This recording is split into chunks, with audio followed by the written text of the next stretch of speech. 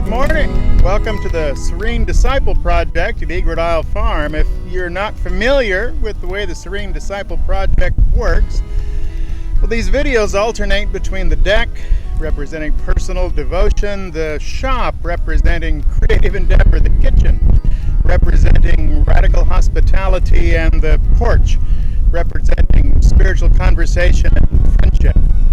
I have been focusing lately on creativity and creative work in the shop and the garden and the poultry and the coops and the runs and on the farm, but today I'd like to invite you to join me on the porch. Let's go down to the house, grab a cup of coffee and have a seat on the porch. Hop in.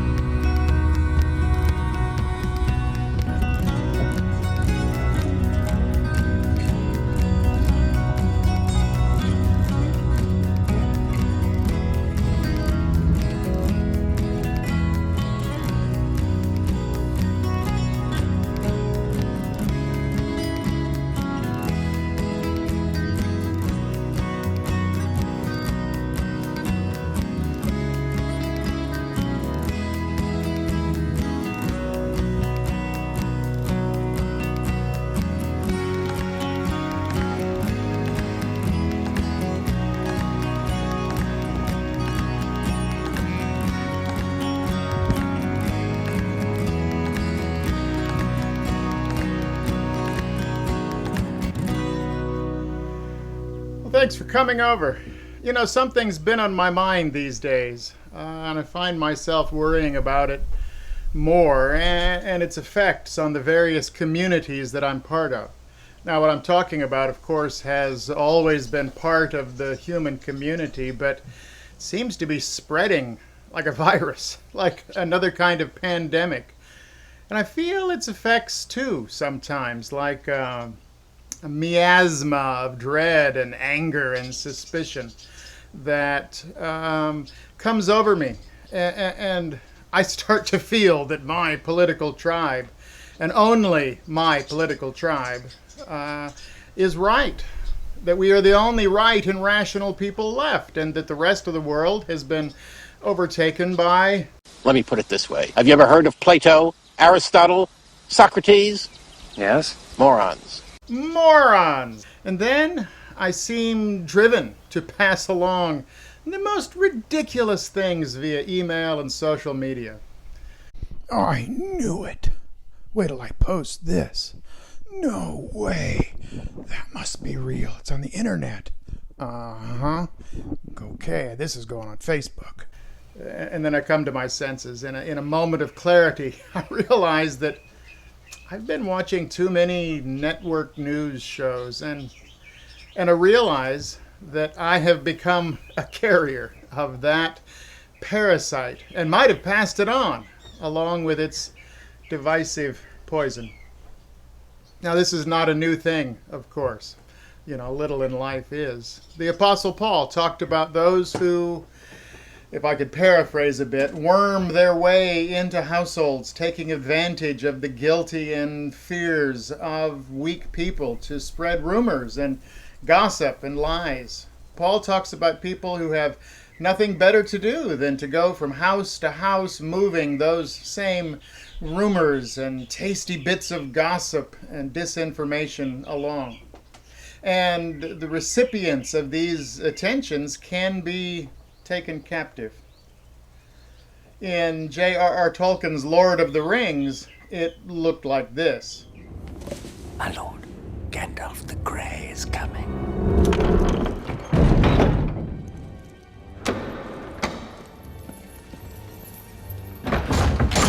He's a herald of woe. The courtesy of your hall is somewhat lessened of late, Theoden King. He's not welcome. Why should I welcome you, Gandalf Stormcrow? A just question, my liege. And before long, neighbors and friends and members of the same spiritual communities are literally living in separate realities, scratching their heads baffled at how the other could possibly have come to that conclusion, and maybe even lose the ability to even talk with each other without frustration, snide remarks, barely concealed contempt and bitterness. Paul warned us, Gandalf warned us, but along with coronavirus, we're in the middle of a pandemic of parasitic network news and social media that has the effect of dividing and polarizing communities and using its victims to spread its viral influence. So that's the illness. What's the treatment? Where is Gandalf when you need him? I release you from the spell. I think the solution is to pull our minds and hearts out of the illusion. Turn it off.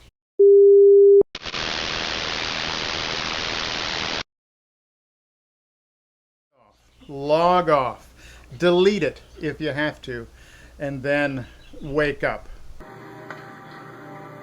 Welcome to the real world.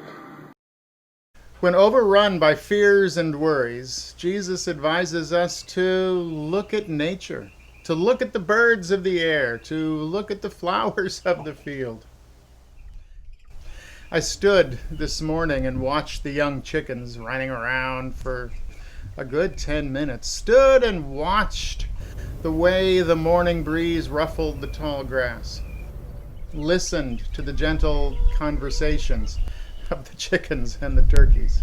It's a good thing and an antidote to the dark fantasy world profitably created by network news, social media, to experience the reality of place, where you are in the real world, to be acquainted with the animals and plants of your place, to breathe the air, feel the sun on your face, to be where you are. And so, this is my recommendation from the Serene Disciple Project to you. Turn off the TV. Close the internet browser and discover your place. And Paul, in talking about how to improve the quality of relationships, says this in 1 Thessalonians 4:11. He says, "Make it your ambition to lead a quiet life and to attend to your business, your own business, and work with your hands just as we commanded you," he said, "so that you will behave properly toward outsiders and not be in any need." This is where creative work comes to play in countering the effects of the illusion of profitable rumor and gossip and innuendo and disinformation. You know, when I'm focusing my full attention on what is actually in front of me, in my hands, when I'm paying attention to, attending to what actually is my business, I find that a sense of peace and calm begins to spread through my soul. And that's good. And then I'm able to extend hospitality, as much as is possible in these days, and ready to be in maybe reality-based conversation and relationship. And that's a good thing as well.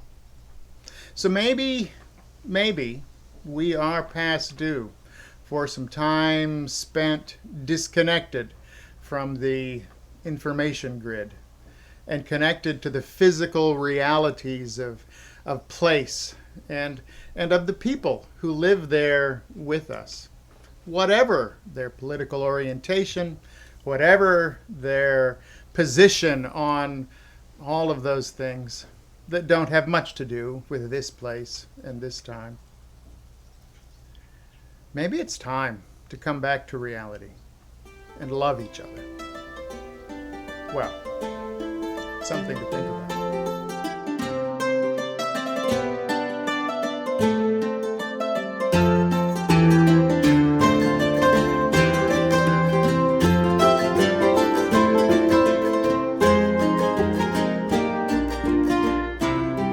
Hello, Mr. Duck. Mrs. Duck, how are you this morning? Good to hear.